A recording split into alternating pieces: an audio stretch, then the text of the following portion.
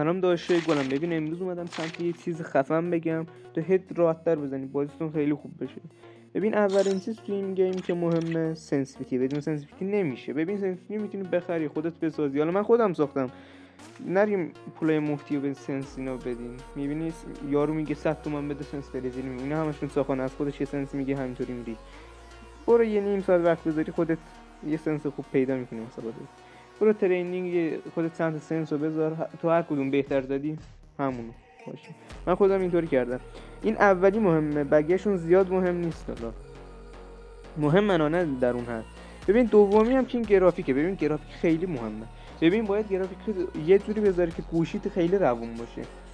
اگه گرافیکت بالا باشه گوشیت هنگ میکنه، اگه نکشه البته. ببین این FPS هست باید آخر باشه، اینو بیاری پایین کلا نمیتونی خوب بازی کنی. ببین هم صفحت روند میکنه، هم وقتی تیر زودتر بزنی زودتر حساب میشه.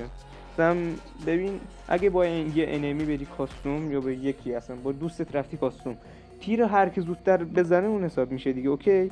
ولی اگه FPS بالاتر باشه اما تیر تو زودتر حساب میشه. اگه میبینی FPS بالاست گوشی هنگ میکنه کیفیت بیار پایین. کیفیت زیاد هم مهم نیست، هر کیفیت هر چی پایین‌تر باشه گوشی روونتر میشه و میتونه بهتر بازی کنی.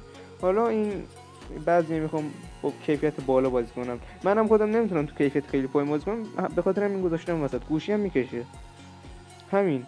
ببین دومی بیا بریم ترینینگ یه چند تا چیز بهتون بگم.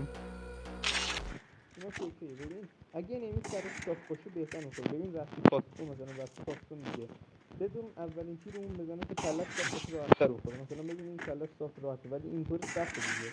ببین این شده خیلی سخت میشه زد.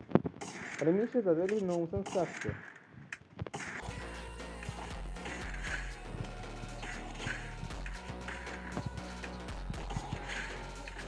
باید زیدیم همین بود.